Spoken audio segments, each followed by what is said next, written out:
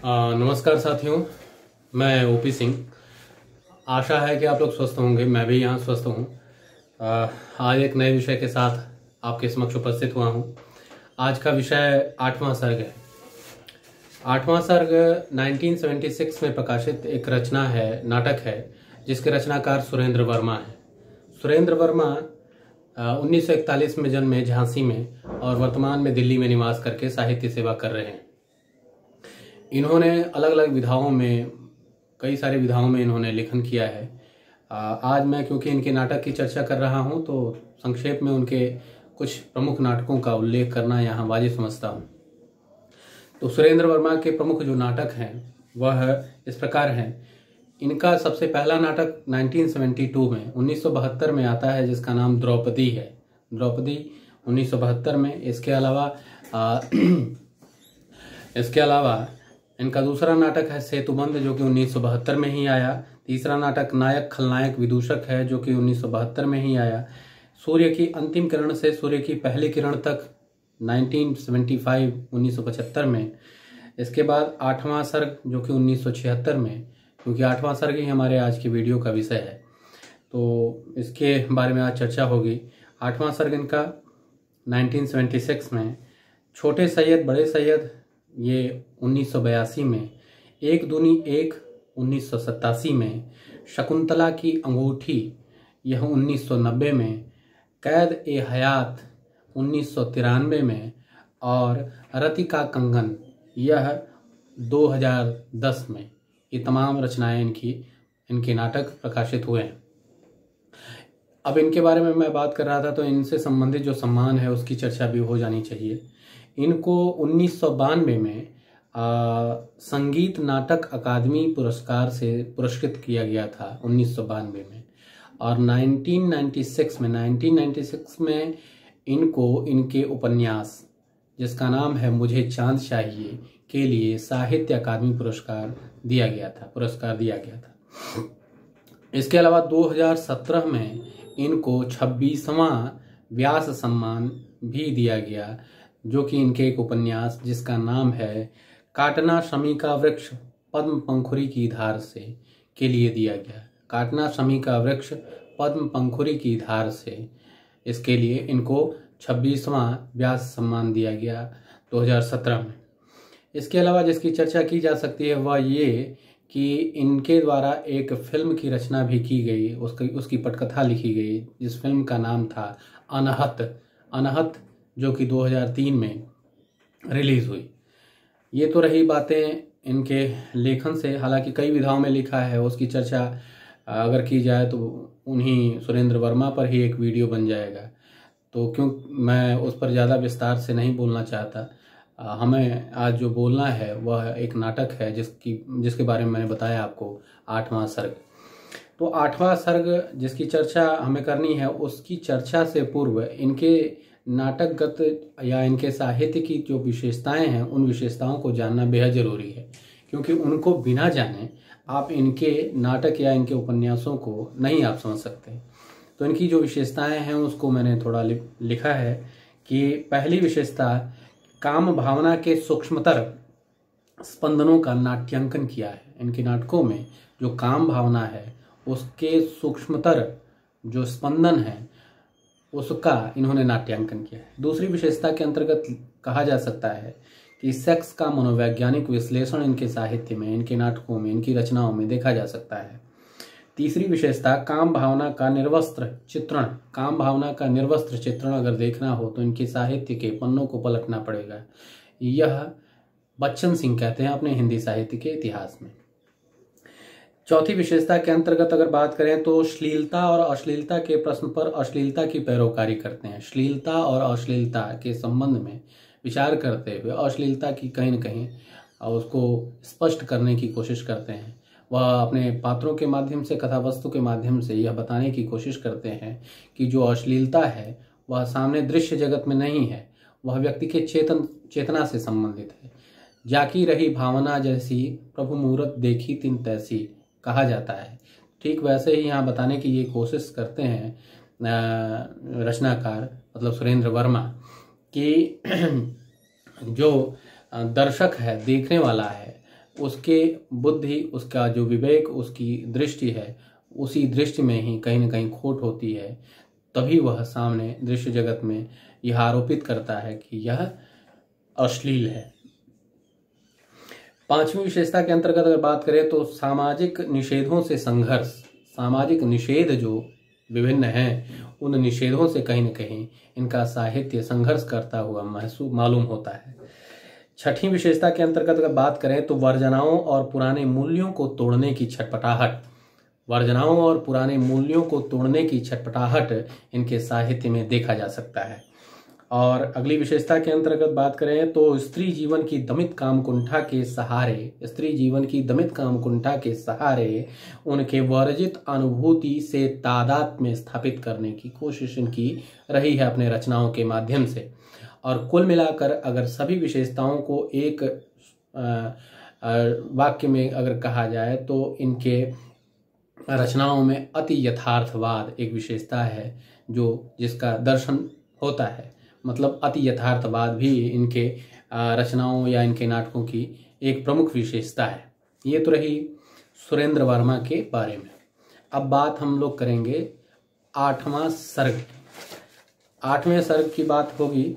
आठवां सर्ग जैसा मैंने आपको पहले बताया कि यह 1976 में प्रकाशित है।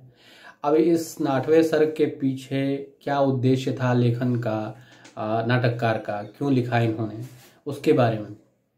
पहला उद्देश्य काम संबंधों का सूक्ष्म विश्लेषण। दूसरा उद्देश्य श्लीलता और, जैसा मैंने पहले बताया, श्लीलता और अश्लीलता का विश्लेषण करते हुए कहीं न कहीं अश्लीलता की पैरोकारी करते या अपने सिद्धांतों, अपने मतों के हिसाब से उसको सिद्ध करने की कोशिश, जैसा मैंने पहले बताया, उसके हिसाब से। और तीसरा उद्देश्य इनका है अभिव्यक्ति स्वातंत्र्य की महत्ता। अभिव्यक्ति की स्वतंत्रता को महत्व देते हैं ये अपने रचनाओं में, क्योंकि यह मानते हैं कि साहित्यकार की जो अभिव्यक्ति है वह उन्मुक्त होनी चाहिए, बंधन रहित होनी चाहिए, तभी वह ऊंचे दर्जे का साहित्य अर्पित कर पाएगा समाज को। यह तीन उद्देश्य जिसको लेकर इन्होंने आठवां सर्ग की रचना की है। अब बात आठवें सर्ग की। आठवां सर्ग किस विषय को लेकर चलता है और ये इसका नाम आठवां सर्ग क्यों पड़ा, तो सबसे पहले तो नाम क्यों पड़ा आठवां सर्ग ये बताना चाहूँगा। मैं आपको पहले ये बताऊं कि यह नाटक है किससे संबंधित। यह नाटक संबंधित है कालिदास से।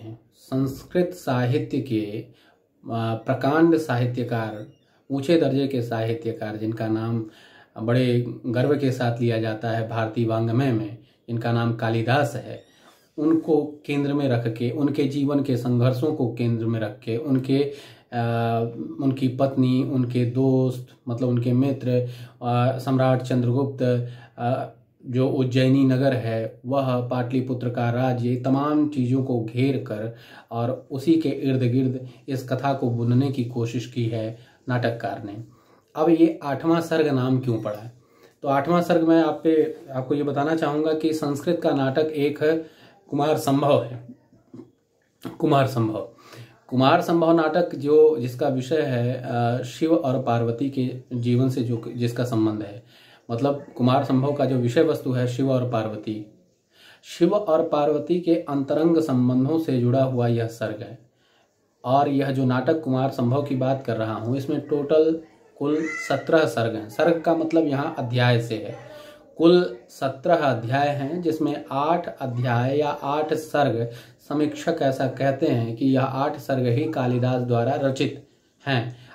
आगे के जो सर्ग हैं, आगे के जो अध्याय हैं, 8वें के बाद जो 17 तक माना जाता है, तो 8वें के बाद का जो सर्ग है ऐसा माना जाता है कि कालिदास द्वारा रचित नहीं है।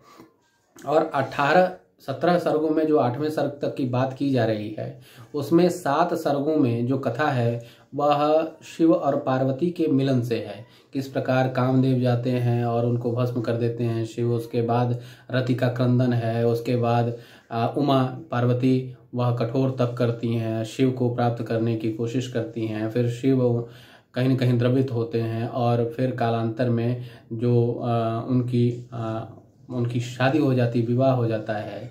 और उसके बाद ये 7वें सर्ग तक ये कथा है। इसके बाद 8वां सर्ग विवाहोपरांत जो संबंध है, पति पत्नी का जो संबंध होता है, वैसे ही शिव पार्वती के जो अंतरंग संबंध हैं, उस अंतरंग संबंधों को लेकर यह सर्ग निर्मित किया कालिदास ने।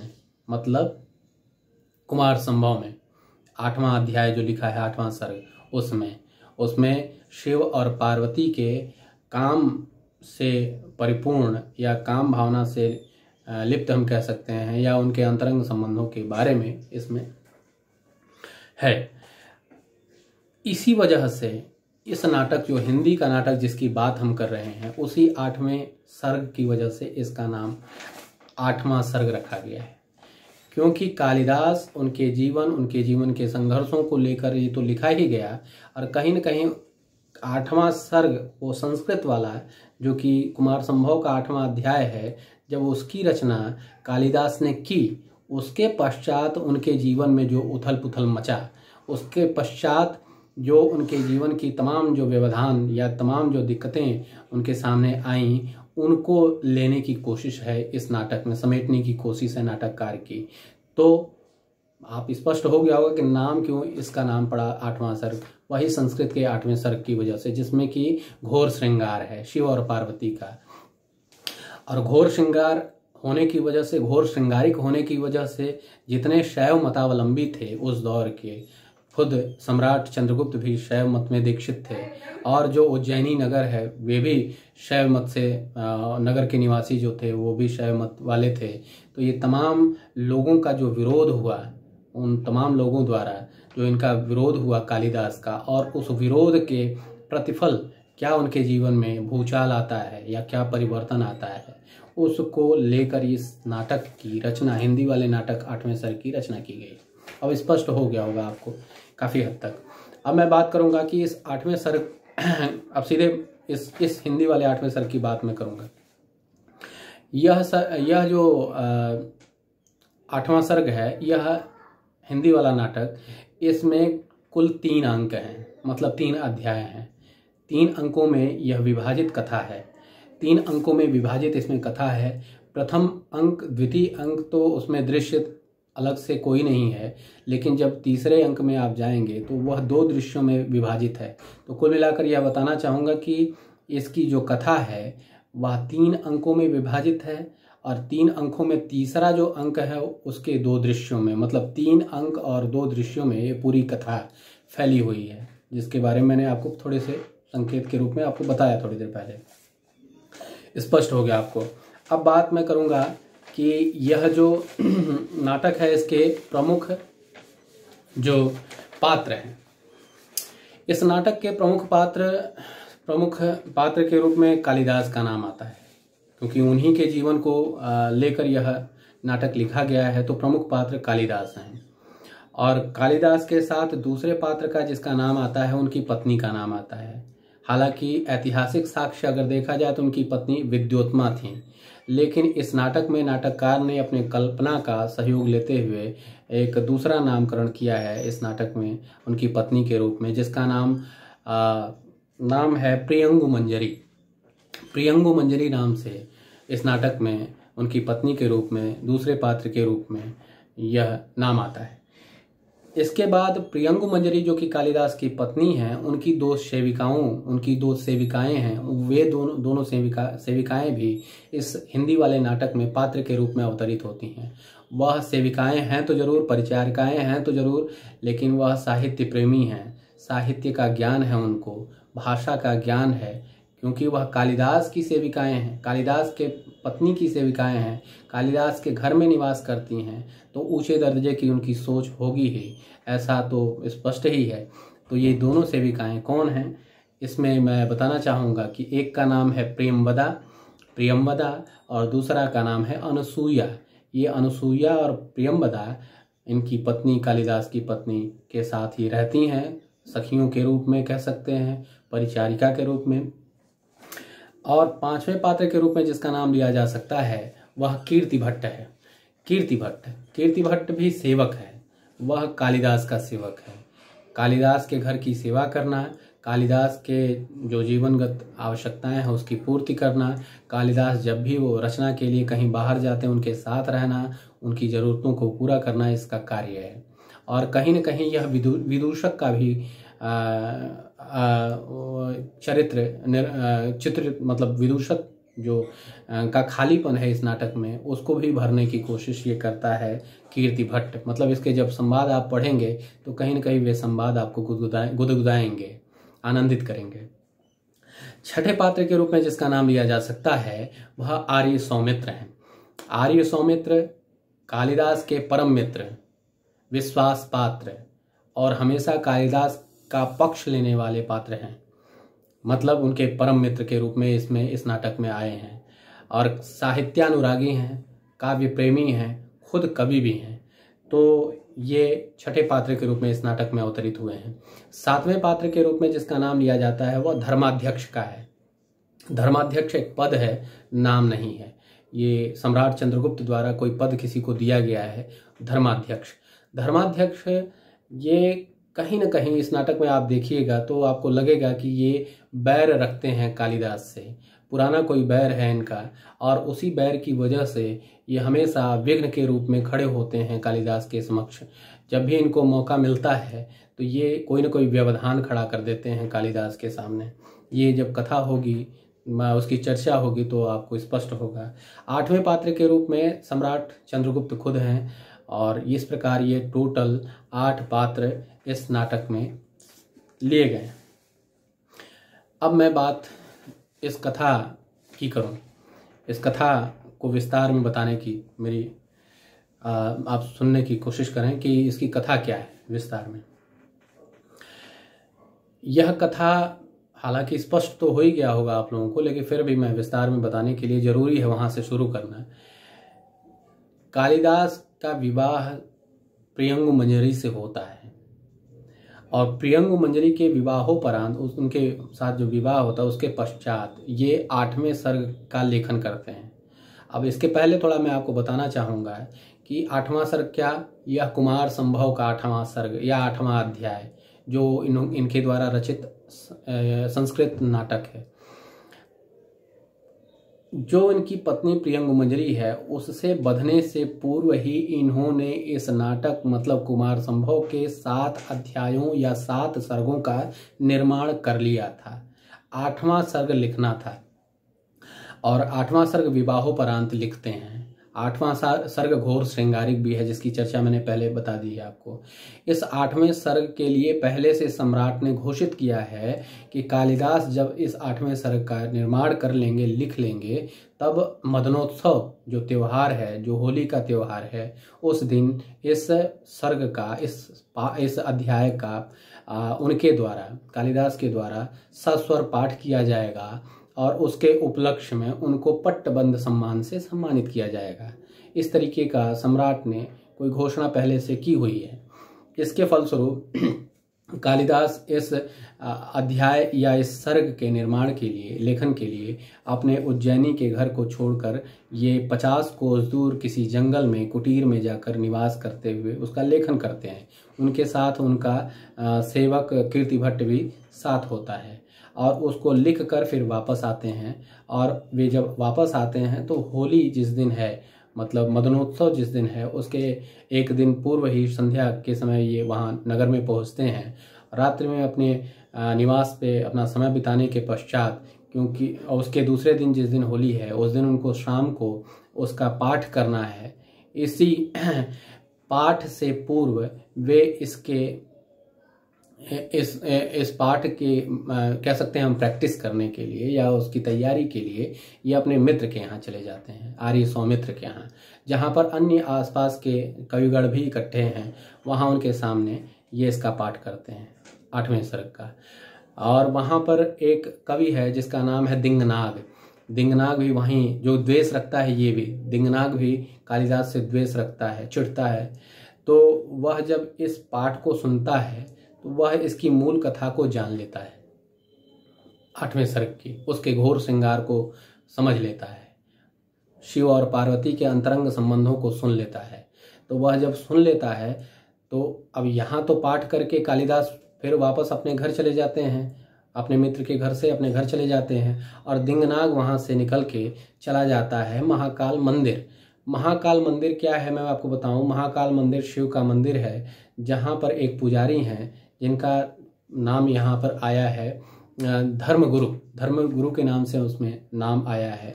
वह जाकर दिंगनाग उस मंदिर में उनके कान भरता है कि आपके जो आराध्य हैं शिव, उनके ऊपर एक ग्रंथ लिख रहे हैं कालिदास, जिसका 8वां सर्ग उसका आज पाठ किया जाना है शाम को, जिसमें घोर श्रृंगार है।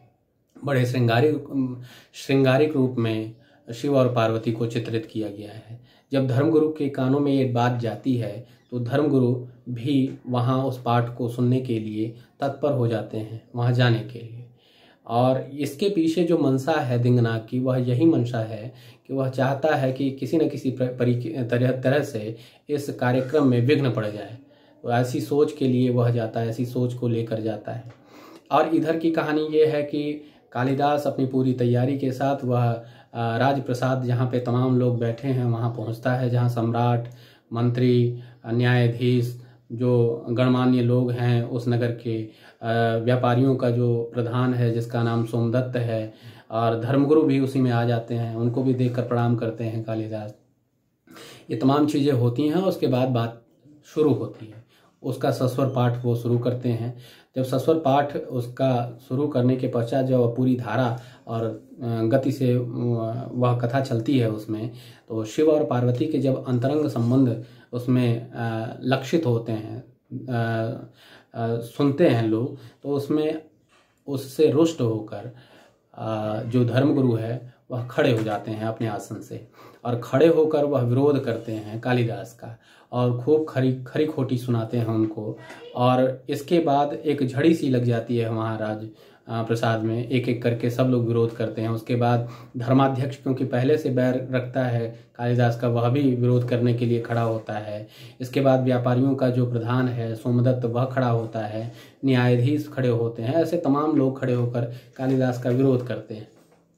और इन सब चीज़ों से कालिदास कहीं न कहीं आहत होते हैं और वे चुपचाप वहाँ से निकल जाते हैं, चले जाते हैं शिप्रा के तट पर, शिप्रा नदी के तट पर वह चले जाते हैं। और इधर की कथा ये है कि जो राजप्रसाद है वह इस पर काफ़ी बहस होने लगती है कि इस तरह की रचना, इस तरह के ग्रंथ से हमारे नागरिकों पर क्या प्रभाव पड़ेगा, हमारे युवाओं पर क्या प्रभाव पड़ेगा, इस तरह, और हमारे आराध्य देव जो शिव हैं उनके बारे में ऐसी बात लिखी गई, ये कहाँ तक स्वीकार्य हो। ये तमाम बातों के साथ विरोध बढ़ता जाता है और सम्राट के सामने ऐसी स्थिति आती है कि उनको मजबूरन एक न्याय समिति का निर्माण करना पड़ता है।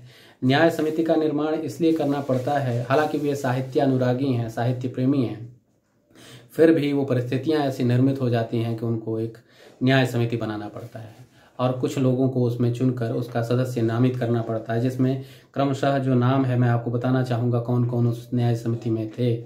उसमें व्यवसायी श्री दिवाकर दत्त, आयुर्वेदाचार्य श्री पुंडरीक, न्यायाधीश और कालिदास के मित्र आर्य सौमित्र, ये लोग 4 सदस्यों के रूप में, और एक सदस्य धर्माध्यक्ष जो खुद भी थे वह पदेन थे। ये तमाम लोग उस न्याय समिति के सदस्य होते हैं। यह इस तरह का आदेश सम्राट के द्वारा पारित हो जाता है। उस आदेश पत्र को लेकर जो धर्माध्यक्ष है वह उस पत्र को लेकर कालिदास के घर चला जाता है। कालिदास वहाँ मिलते हैं, उनसे काफ़ी नोकझोंक होती है धर्माध्यक्ष की, और काफ़ी बहसें होती हैं। क्योंकि बहस इस वजह से होती है कि जो इसमें लिए गए लोग हैं उसमें एकमात्र उनके जो मित्र आर्य सौमित्र हैं, उनके अलावा सभी के सभी लोग साहित्य की समझ नहीं रखते। तो इस बात पर वह कहते हैं कि यह किस तरह की न्याय समिति है जो कि साहित्य की चर्चा, साहित्य के विषय की चर्चा या साहित्य पर न्याय करने के लिए आए हैं, जिनको साहित्य का ज्ञान ही नहीं। इस तमाम चीज़ों को लेकर खूब खींचतान होती है और अंततोगत्वा काफ़ी वैचारिक संघर्ष के बाद कालिदास उनको वहाँ से भगा देते हैं।